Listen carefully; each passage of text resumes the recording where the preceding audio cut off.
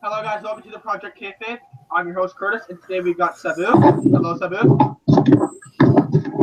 Hello. Right? Okay. Hello Sabu. So, Hello. so we're gonna interview Sabu today. Yeah, thank you Sabu. So my first question for you is: the total 7 years of ECW. How was your relationship with Paul Heyman and the locker room? One more time. Ask me that again. So the total 7 years of ECW. How was your relationship with Paul Heyman and the locker room? Okay, it was on and off heat and love-hate relationship. You know, we hated one another one day and we loved each other's necks. Mostly hate. So a recent special of ECW Untold Story aired on the WWE Network with Tommy Dreamer, the Dudley Boys, and Taz, all of which discussed their experiences, roles, the experience / roles of ECW. Did you have any backstage roles? Backstage rules? Roles. Oh, roll. No. I took care of a couple guys unofficially, but I didn't have no backstage role like promoting or kissing ass or making a videotape and kissing ass or making a T-shirt and kissing ass. I didn't do none of that. I did my thing and I helped a few other guys out. That's about it. You had do you remember tag team with RVD and all that? Do I remember it? Yeah, like your farewell tour. I couldn't hear your question. Could you please ask me again? Your farewell tour. Can you tell me about your farewell tour you had for a year? RVD? It never happened yet. It's in the making. It hasn't happened yet. If you could, so from that, what do you want to do with the whole farewell tour? Do you want to go, like, which companies do you want to go to? No, I don't want to go to any company. I want to run spot show in every big city in every country that I did well in. Like, say, Tokyo, Japan. Like, I would find a promoter there and run a show. Not necessarily New Japan or all that. It would just be a spot show, like, say, Sabu and Van Dam's farewell tour. It wouldn't be a company. It would just be a spot show at each different city and each different country. Like, say, like I said, Tokyo, Japan, or Detroit, Michigan, or London, England. Those places I always did good in. So I would want to go back there and say goodbye to them. In Philadelphia, of course. Are you working on any projects right now, like wrestling wise? No, not really. I'm just working on recovering from my hip surgery, and I got my first match back unofficially July 30th in Detroit. Officially August something. The first Friday of August. I can't remember the date, 8th or the 9th or something. Your famous nickname, I can't pronounce it right. I'm trying. I hope you don't get mad if I don't pronounce it right. The homicidal. I can't even hear you. Your famous nickname, the homicidal, suicidal, genical, death-defying maniac. How or who came up with it? Sorry, I tried. That's fine. Paul Heyman came up with the homicidal, genocidal, suicidal. The maniac, WWE came up with. So I really didn't like any of those, but I especially didn't like maniac. I could live with the other three, but I didn't come up with those myself. Paul Heyman came with those, and then WWE came up with the maniac bullshit. So your time in MW, tell us about the Ring of Fire deathmatch, if that's okay. It was a mistake. The ring got too hot, and we couldn't do the match, and so we had to bail after about 6 minutes.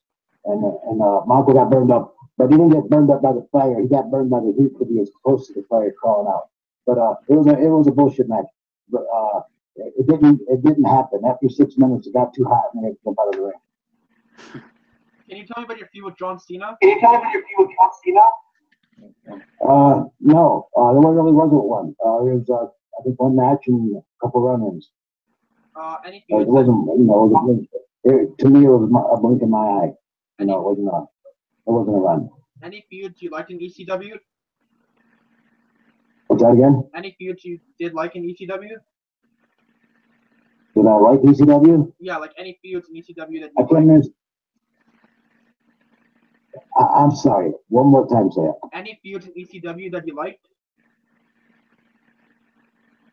I missing the first part. What you're saying? I got a bad ear. What about ECW? Any feuds in ECW you liked? Any of the feuds, he said. Utah. Oh, any of the Utah. I can hear him better. Okay. Any of the feuds I like? Yes, of course. The RVD and Sabu feud. I love that one. Terry Funk feud. I love that one. You know, Shane Douglas when I first got there. I like that one. I didn't love it. I liked it. But then, you know, actually, I didn't love any of them. I liked it, you know. But you know, the RVD and the Terry Funk and the Shane Douglas, those are, and Taz. You know, those were all memorable runs. The thing I did with John Cena wasn't really a memorable run for me. Those were, you know. How was the transformation from ECW to companies such as TNA, JCW, etc.? There was a big transformation from me. That sucked. I toned myself down even more. So those years and the year I did in WWE, I am not that proud of. Nor do I remember that much because it was only 1 year. I have 29 other years that I wasn't there. Yeah. Any upcoming events that you'd like to promote? Where are we wrestling on August? It'll be coming out. Hand me my calendar. I'm on Rhode Island. Will you hand me my calendar right in front of you? I'm sorry, just a second. Please. Thank you. That's my Super Junior Melissa. Anyways, it's August 4th, Friday, August 4th in Norwich, Connecticut, for Big Time Wrestling. And then the 5th is, I think, Rhode Island of August. And then, you know, the following week, 11th to 12th, is somewhere in the United States, I don't know where. Halifax at the end of August, Halifax, Canada, at the end of August. And then I'm probably going to spend 5 or 6 weeks in England in October and November. Do you have any? And I got a match coming up with Van Vader September 30th. That's kind of a big match. That's gonna be good. What else? I'm sorry. Do you have any upcoming advice for the upcoming talent of wrestling? About what? Do you have any advice of any upcoming talent? Not really. I tell everybody the same thing. You got to go to the gym. Everybody thinks that's a thing you overlook, but that's very important. You got to go to the gym. You got to look smart, and that's the advice I give everybody. I can't give much more than that unless I'm sitting down with them. Out of every venue that you've ever wrestled in, what's your favorite venue? Like, if you can name any in the States or out of the country. I would say Crockett Hall in Tokyo. Second would be Philadelphia, the Bingo Hall. You know, whatever fucking ECW Arena. I'm sorry, ECW Arena would be second, and I'd have to say Crockett Hall in Japan would be the first because the tradition of wrestling there is way different. It's true wrestling. True appreciated. Out of every match that you've ever had, what match stands out the most to you?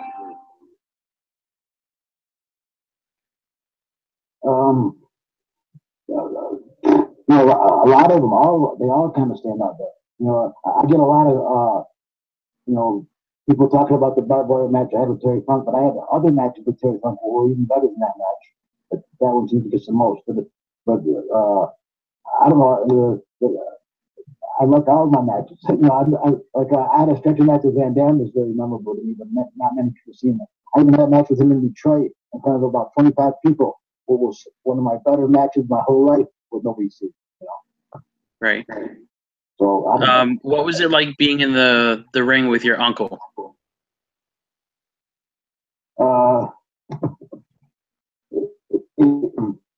Nerve-wracking.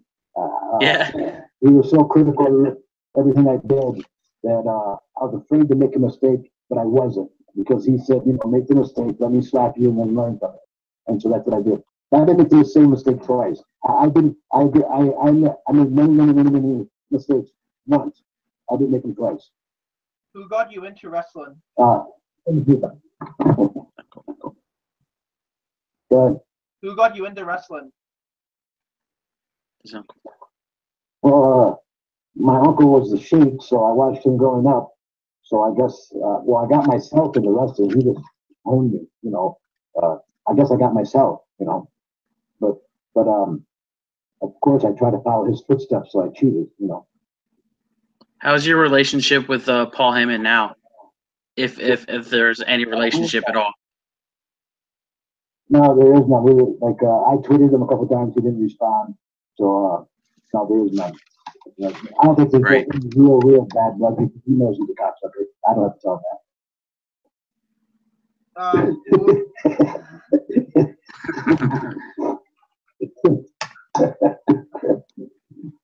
What was the feeling you had when you won the ECW World Championship? Oh, it was painful because that was the barbed match I had with Terry Funk. It was very painful.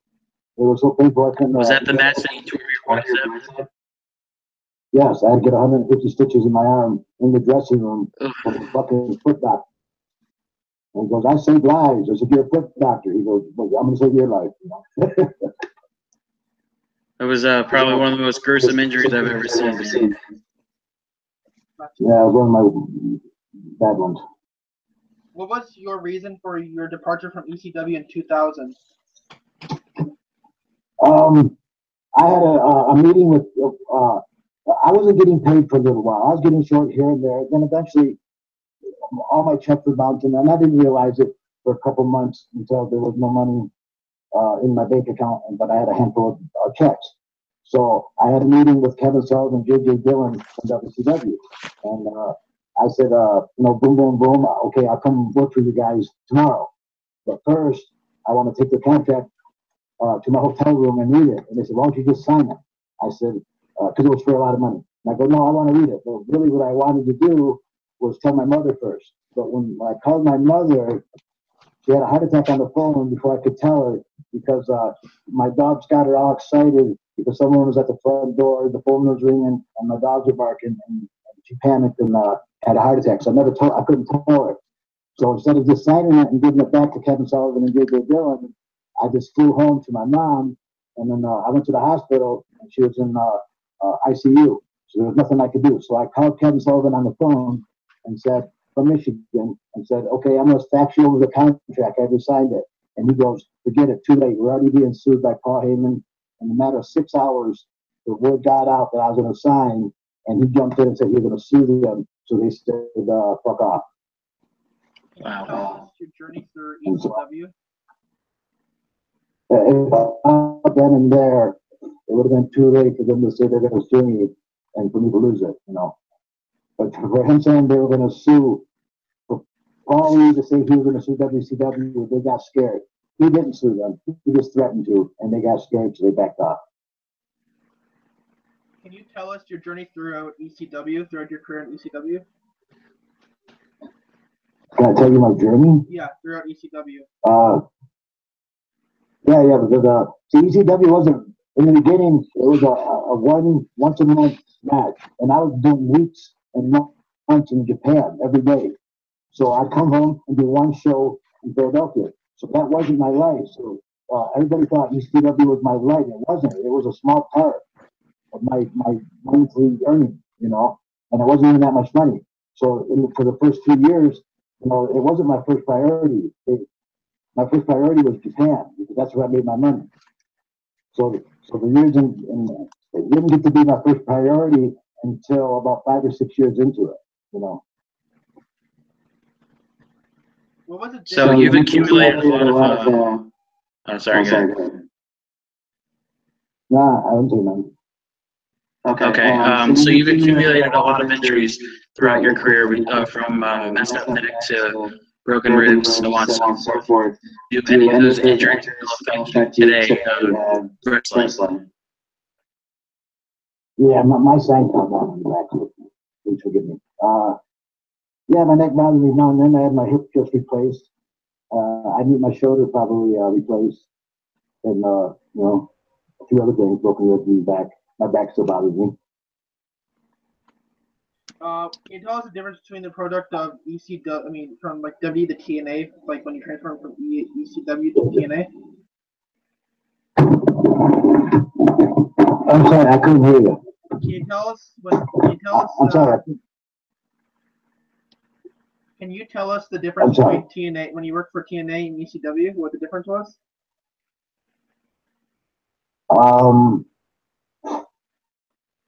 There wasn't much difference. I didn't change my style. Jeff Jarrett, when I went to TNA, Jeff Jarrett was in charge, and there wasn't much difference other than TNA paid me better, I guess. I know going through the 90s, 2000s, a lot of people were either close with Mick Foley or just disliked him. How was your relationship with him? I love him. He's great. Great guy. Good wrestler. Great guy. He's a better guy than wrestler. He's a great guy. So you'd say your relationship with him is still fairly close? Or? Yes. No, not close. Just that when we see each other, I love him. He's a good guy. He's a big guy.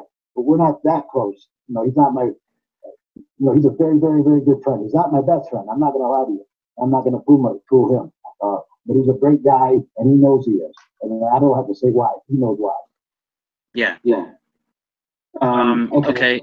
My other question I have for you is kind of along the same lines.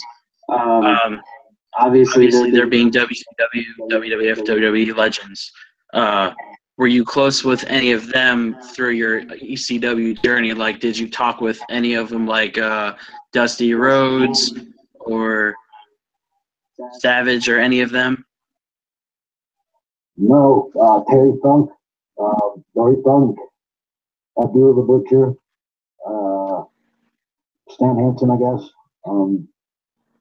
Ox Baker, Jimmy Snuka, Don Morocco. I sat and talked with those guys, not many times, but a few times. And whenever I was in a room or a match with those guys, I always made a point to say hello to those guys first. All right. Another question I have for you is, in my opinion, I think Chris Jericho is one of the greatest of all time, and I think he's had amazing chemistry with everybody he's been in the ring with. Did you have any standout moments with him in your career with him? Yeah, I wrestled him once in Pennsylvania somewhere, and we had a hell of a match. I broke his nose in an accident, and I'm sorry, Chris, but other than that, we had a hell of a match. His nose was too big anyway. I had a good match. He was a good wrestler. I only wrestled him once, though. Whenever ECW was brought back in 2006, how did you feel about it being brought back, even though it wasn't going to be the same thing it was as it started, but they delivered for the most part? How did you feel about it when they brought it back? At first, I felt good about it because they said, I got a call before everyone said we wanted Sabu to be Sabu the way he was in ECW.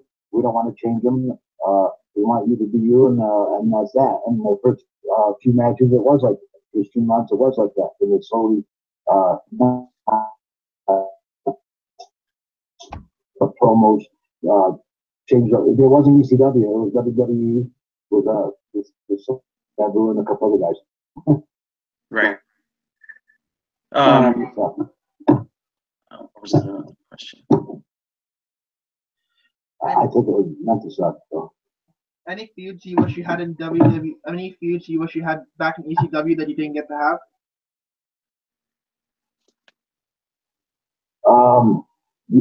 Shit. I wanted to wrestle Vader WWF with the WWE. I always wanted to wrestle Vader back then, there's a lot of people, guys I couldn't wrestle, like Boogie Birdie, but he died before I had a chance to. I think me and Boogie Birdie would have a hell of a match. I don't know. What's the question? What's your question, Chris? Oh my God.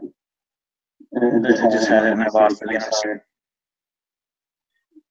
Sabu, what do you think of your gimmick? Like, what do you think of your gimmick of being Sabu?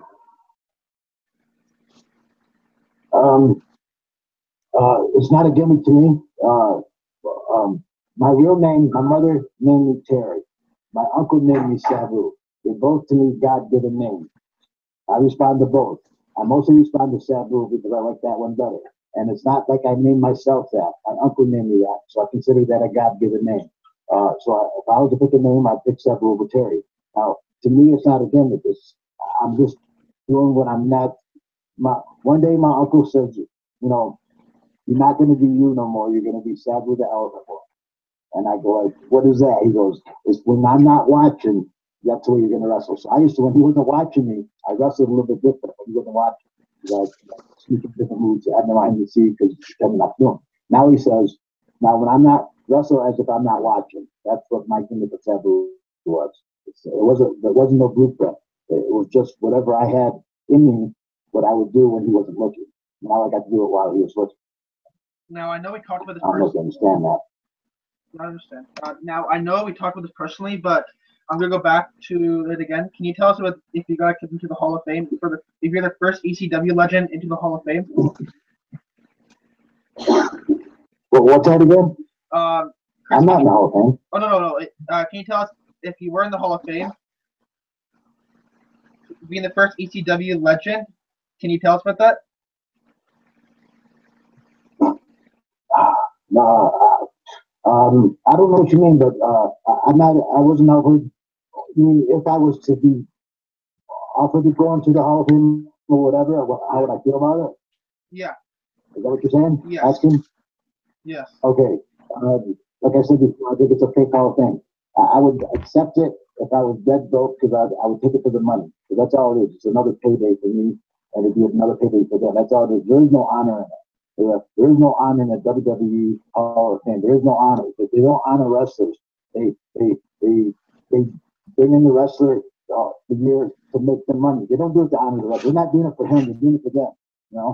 And so I would do it for me. So if I needed the money, I would take it. If I didn't need the money, I'd tell them fuck off. But so hopefully they call soon because I need money. All right. So I have two questions. Okay. I knew you were briefly in WCW. How was that run? Like, how did you feel about being in WCW during the whole Monday Night Wars, quote unquote?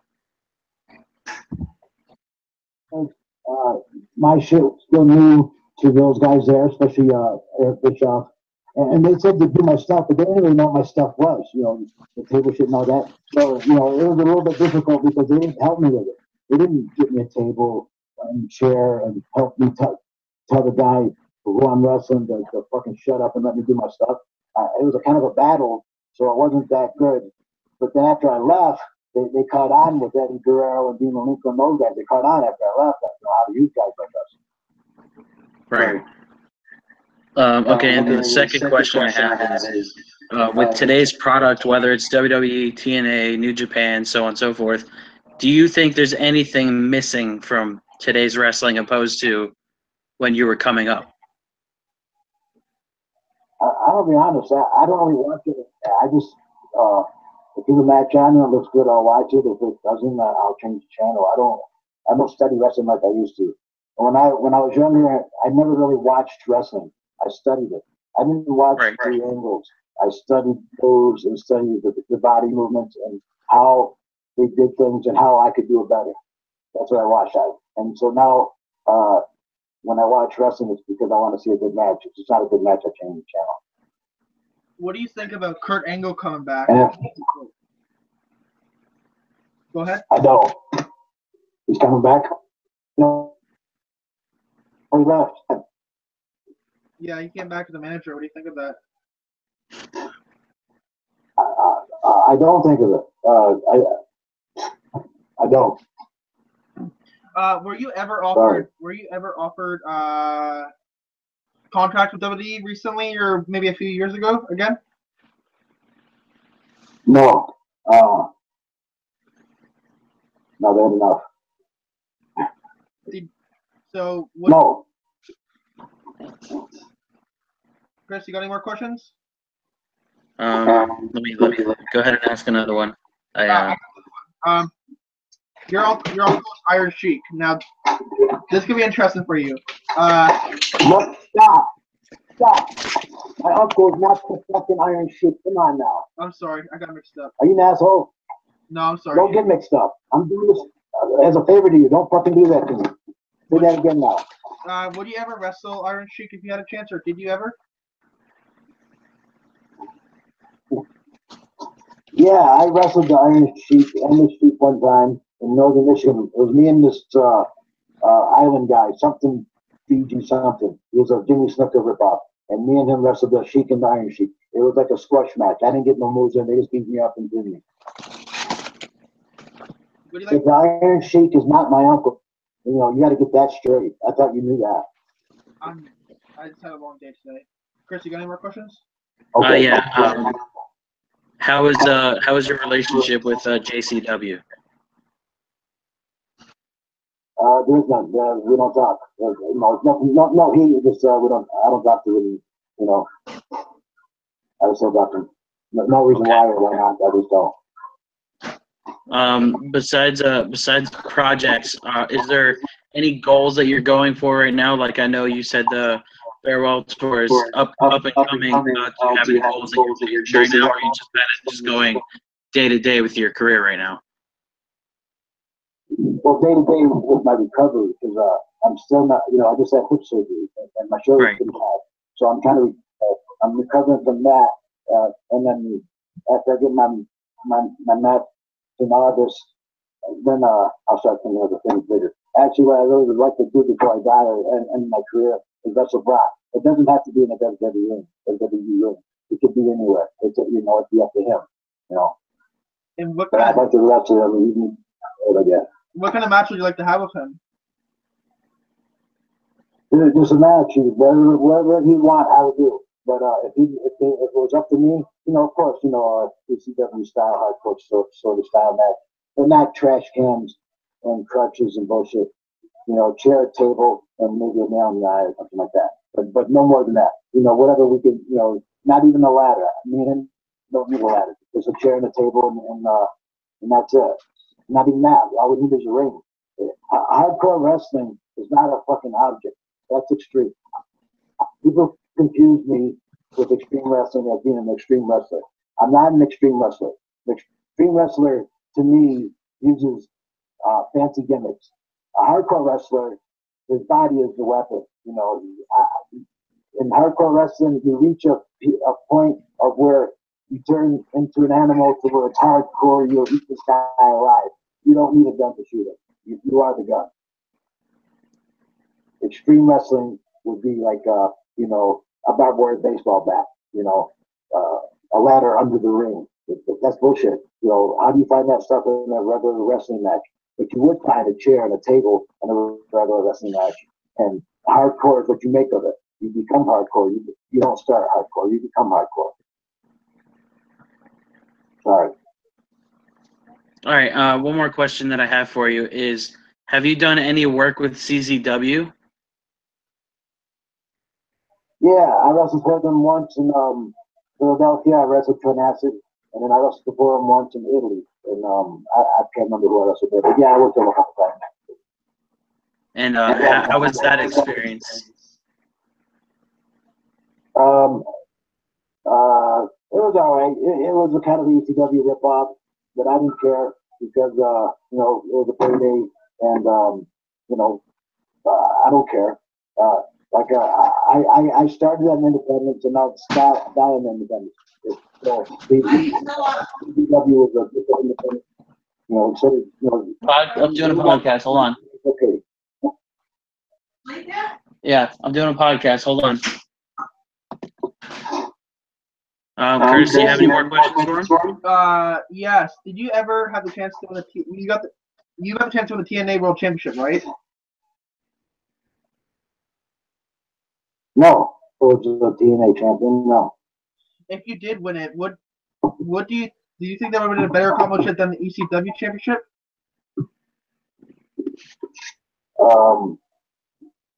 No, because you can't win an ECW championship anymore. You can win a TNA championship every week now.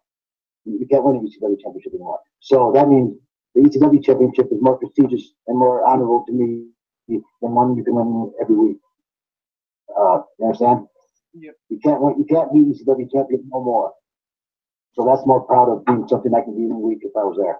What do you think of ECW compared to CZW? CZW. I don't know. I never heard of them. They're like a based off of ECW. I don't know. I don't know the other guys. I don't know what you're talking about. All right. CZW. Sorry. I can't understand you. One more time. Say it one more time. Chris, can you say it? CZW? Yeah, CZW. Oh well, he was just talking about that. What do you think of ECW compared to CZW? Oh, okay. ECW compared to CZW. CZW at the time, I don't know about now. I think that's become known as something now and more money. But I think, what are you doing? They're the shits. Melissa, you can't. At the time, CZW was terrible, you know. But it was a payday, and they let me do whatever I wanted. You know, now I think it's a better company. So now, but I don't know. You know, I think they're a better company now. But it's different. 10 years ago, totally different. No. All right. Thank you, Sabu. If there's any other things you want to promote, maybe. Just August 4th. No, August 4th, Big Time Wrestling, Sabu, Super Genie, and a bunch of other guys. All right. Thank you for your time, Sabu. Thank you so much, Sabu. Sting's gonna be the Sting's gonna hold my jockstrap. I look forward to it. And I'm doing Sabu. Okay, see you guys. Yeah. Thank you so much, Sabu.